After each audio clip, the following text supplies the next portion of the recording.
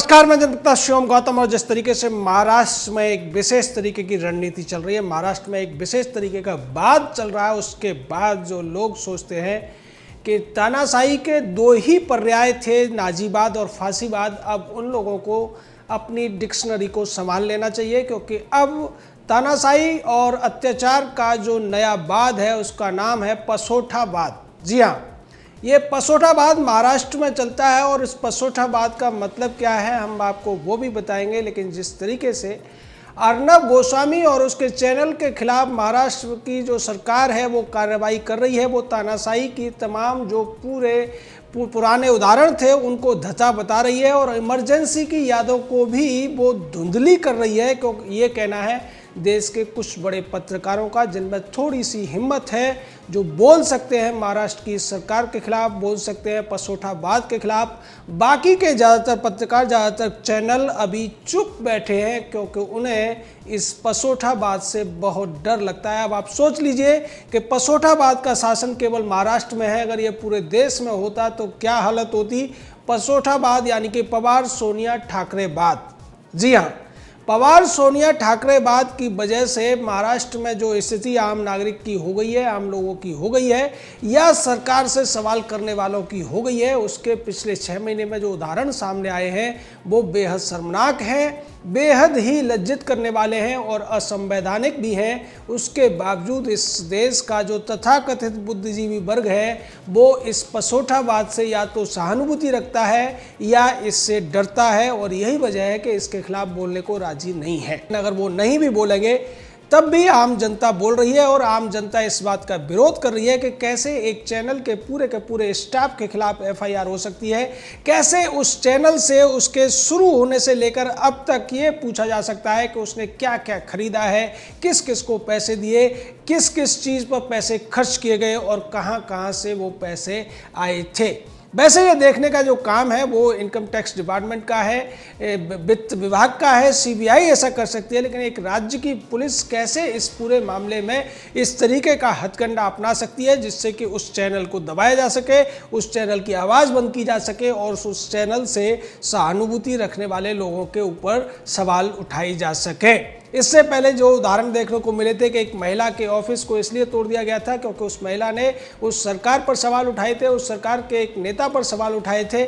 उसके बाद में एक पूर्व नेवी अधिकारी को पीटा जाता है, लेकिन ये सारी बातें फिर से छोटी पड़ गई जब इस पसोठावाद ने इतनी निर्लज्जता पूर्वक एक चैनल को निशाना बनाने के लिए पहले तो अपने मुंबई पुलिस कमिश्नर को आगे किया, और जब उस कमिश्नर की पोल खुल गई तो फिर वो कमिश्नर इतना बौखला गया, इतना विचलित हो गया कि उसने संविधान को ताक पर रखकर तमाम जो पुराने कानून थे उनमें से एक ऐसी धारा चुन ली जिसके आधार पर इस चैनल को निशाना बनाना शुरू कर दिया। और अब इस बात के ऊपर तमाम लोगों की प्रतिक्रिया आने लगी है। भारत की वित्त मंत्री निर्मला सीतारमण ने इसको इमरजेंसी से भी बुरा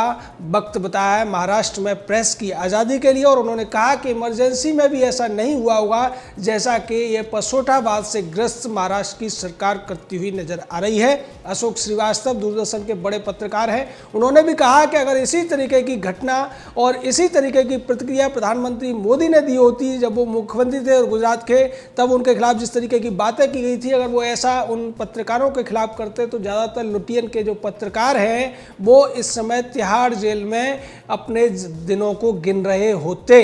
राहुल देव जो बड़े पत्रकार हैं उन्होंने कहा कि अगर ये बात सच है कि रिपब्लिक टीवी के ऊपर और उसके तमाम जो कर्मचारी हैं उनके ऊपर एफआईआर हुई है और उनसे 2017 से लेकर अब तक हर सामान की खरीद का ब्यौरा मांगा जा रहा है, तो निश्चित तौर पर ये बहुत बुरा है और ये पत्रकारिता के लिए सबसे बुरा और सबसे ज़्यादा अत्याचारपूर्ण फैसला है जो कि महाराष्ट्र सरकार ने लिया है। निश्चित तौर पर ऐसा कहने की हिम्मत अभी बहुत से पत्रकारों में नहीं हो पाई है, क्योंकि वो पत्रकार से प्रपंचकार बन गए हैं या फिर इस पसोठावाद की वजह से वो अपने जो भविष्य को या मुंबई के आने जाने को देखकर ऐसी बातें करने से डर रहे हैं। इससे पहले जो पसोठावाद का ये प्रभाव था कि आज तक चैनल ने पूरे के पूरे मामले को घुमाने का काम किया, आज तक चैनल ने इस पूरे मामले में रिपब्लिक टीवी को कटघरे में खड़ा करा दिया और आज तक इंडिया टुडे ग्रुप के संबंधों की वजह से ही परमवीर सिंह ने यह पूरा खेल रचा। लेकिन निर्लज्जता और बेशर्मी की हद देखिए कि जब इस खेल का पूरा पर्दाफाश भी हो गया, उसके बावजूद न तो परमवीर सिंह माफ़ी मांग रहा है, न आज तक माफ़ी मांग रहा है और न महाराष्ट्र सरकार इस पर कोई सफाई दे रही है, बल्कि दृढ़तापूर्वक इस पूरे मुद्दे को और ज़्यादा फंसाने के लिए और ज़्यादा फैलाने की कोशिश करते हुए ये लोग नज़र आ रहे हैं। दूसरी तरफ अर्नब गोस्वामी आज अपने पत्रकारों के साथ में NMJC मार्ग जो थाना है वहाँ पहुँचे और उन्होंने दिखा दिया कि वो किसी से डरते नहीं हैं। अगर पुलिस को उन्हें गिरफ्तार करना है तो गिरफ्तार करके दिखाए और उनके पास जो कानूनी अधिकार है वो उनका प्रयोग भी करेंगे। इसको लेकर किरीट सोमैया ने भी बड़ा हमला बोला और उन्होंने कहा कि इस तरीके की हरकतें भारत में पहली बार होती हुई दिख रही है। इमरजेंसी के टाइम में भी ऐसा कुछ नहीं हुआ था। इमरजेंसी के टाइम में एक सिरे से सबको पकड़ा गया था, न कि एक व्यक्ति को या एक चैनल को निशाना बनाया गया था। ये जिस तरीके की सोच है, जिस तरीके की ये पूरी कार्रवाई चल रही है, वो अपने आप में शर्मनाक है। और इसको लेकर सुधांशु त्रिवेदी ने भी कहा कि ये पूरे विश्व में पहला उदाहरण हुआ कि जब एक राज्य की सरकार पूरी तरीके से एक चैनल के पीछे पड़ जाएगी, उसके पूरे स्टाफ के खिलाफ FIR कराएगी और उस चैनल की हर खरीद फरोख्त का हिसाब मांगेगी, वो भी कुछ घंटों के भीतर।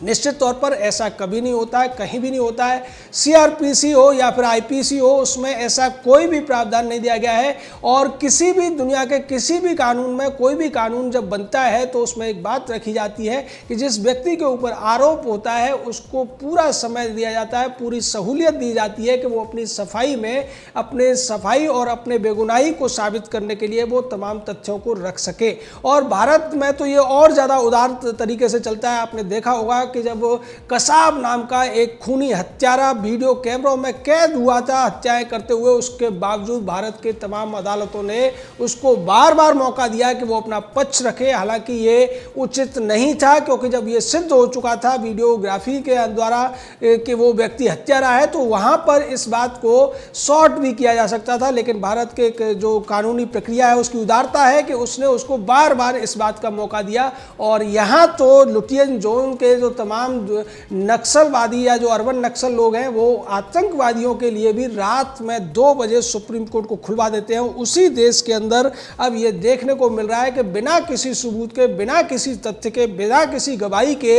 एक पुलिस कमिश्नर एक चैनल को और उसके पूरे स्टाफ को निशाना बना रहा है और दूसरे लोग इस पूरे के पूरे खेल पर गांधारी की तरह अपनी आंखों पर पट्टियां बांधे हुए बैठे हैं या धृतराष्ट्र की तरह वो अपने आप को जन्मांध बांध बैठे हैं। लेकिन इस सब के बावजूद ऐसा नहीं है कि ये पसोठाबाज ज़्यादा दिन चल पाएगा। ये इतिहास की वस्तु बनकर रह जाएगा, क्योंकि अब धीरे धीरे करके लोग इसके विरोध में बोलने लगे हैं। हालांकि अभी तक जितने लोग बोले हैं वो उंगलियों पर गिनने लायक हैं, लेकिन जिस तरीके से भारतीय जनता पार्टी की तरफ से स्पष्ट तौर पर कह दिया गया है कि वो इस मामले को केंद्र सरकार से डिस्कस करेंगे और केंद्र सरकार इस पर नज़र बनाए हुए है। लेकिन यहाँ सबसे बड़ी बात यह है कि अभी तक सुप्रीम कोर्ट इस पूरे मामले में कोई भी कड़ा कदम या कड़ी टिप्पणी नहीं कर पाया है, जबकि वो इससे पहले तमाम जो मामले हुआ करते थे, खासकर जो अर्बन नक्सल गैंग के जुड़े हुए मामले हुआ करते थे, उसमें टिप्पणी करते हुए सुप्रीम कोर्ट को सुमोटो एक्शन लेते हुए भी देखा गया था। लेकिन इतना निश्चित है कि ये जो पसोठाबाज का आतंक है ये ज़्यादा दिन नहीं चलेगा। अगर पवार, सोनिया और उद्धव ठाकरे को ये लगता है कि वो हिटलर और मुसोलिनी की तरह से इतिहास में फेमस हो जाएंगे, तो ये उनकी गलतफहमी है, क्योंकि ऐसे लोग फेमस नहीं होते हैं बल्कि नोटोरियस होते हैं, विख्यात नहीं होते हैं बल्कि कुख्यात होते हैं। और अपनी कुख्याति के लिए वो जितना भी उल्टा सीधा करेंगे उतना ही लोग उनसे और उनके कामों से घृणा करेंगे, क्योंकि ये घृणित कार्य है। अगर किसी व्यक्ति को आप निशाना बना रहे हैं, अगर किसी महिला को निशाना बना रहे हैं, अगर किसी बुजुर्ग को निशाना बना रहे हैं और उसके बाद आप माफ़ी मांगने की बजाय निर्लज्जतापूर्वक हुंकार भर रहे हैं और ये कह रहे हैं कि ये हम करेंगे ही करेंगे, इसको लेकर जिस तरीके से 2 स्टिंग ऑपरेशन सामने आए और उससे पहले संजय राउत तो खुलकर बोल चुका था। कांग्रेस और एनसीपी ने हालांकि छुपे हुए कैमरों के सामने बोला, लेकिन संजय राउत तो इस बात को बहुत पहले बोल चुका था। उद्धव ठाकरे की तरफ से भी संकेत आ गए थे कि वो ऐसे लोगों को छोड़ने वाले नहीं हैं जो उनकी सरकार पर सवाल उठाएंगे, जो उनकी पोल खोलेंगे, जो उनकी कारगुजारियों को जनता के सामने लेकर आएंगे, वो उनको छोड़ेंगे नहीं। और ये उन्होंने करके भी दिखाया, जिस तरीके से कंगना रनौत को इन्होंने मजबूर कर दिया मुंबई छोड़कर अपने गांव, अपने घर हिमाचल प्रदेश जाने के लिए, जिस तरीके से एक नेवी के अधिकारी को उनके घर पर पीटा गया, उसके बाद में निर्लजतापूर्वक जिस तरीके से सामना में ये तक लिख दिया उद्धव ठाकरे की पत्नी ने कि अगर ऐसा कोई और भी करेगा तो संतापित होकर जो शिव सैनिक हैं वो इसी तरीके से अपने नेता के अपमान का बदला लेंगे।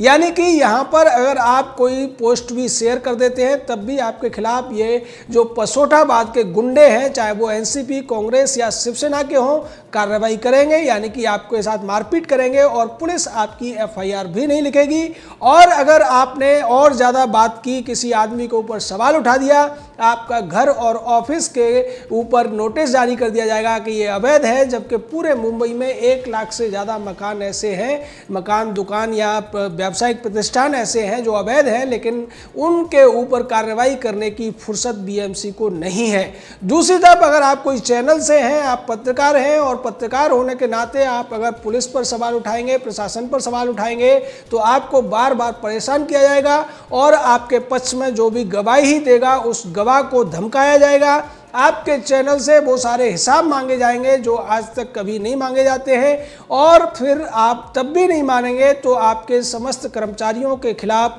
कार्रवाई करके पुलिस एफआईआर कर देगी और आप सबको जेल में डालने की धमकी देगी, क्योंकि ये पसोटाबाद का मूल है। और पसोटाबाद अब नाजीबाद, फांसीबाद से भी आगे बढ़कर तानाशाही करने का एक नया तंत्र है, नया वाद है, नया इज्म है, और इस इज्म पर धीरे धीरे करके लोगों का ज्ञानवर्धन भी हो रहा है और लोगों को यह भी पता चल रहा है कि इस देश में ज़्यादातर जो सेकुलर लोग हैं, ज़्यादातर जो अवार्ड वापसी वाले लोग हैं, ज़्यादातर जो अर्बन नक्सली लोग हैं या ज़्यादातर जो लिबरल लोग हैं, वो इस पसोटाबाद का प्रत्यक्ष या अप्रत्यक्ष रूप से पूरी तरह समर्थन करते हैं, क्योंकि उनको इस पसोटाबाद से खुराक मिलती है, सुपारी मिलती है और उनके हिस्से का कमीशन भी मिलता है। यही वजह है कि आज रिपब्लिक टीवी के खिलाफ इस तरीके की तानाशाही पूर्ण कार्रवाई होने के बावजूद कोई भी बड़ा चैनल, कोई भी बड़ा अखबार खुलकर उसके पक्ष में नहीं बोल रहा है, क्योंकि एक तो ये पसोटाबाद से ग्रसित हैं या उससे समर्थित हैं,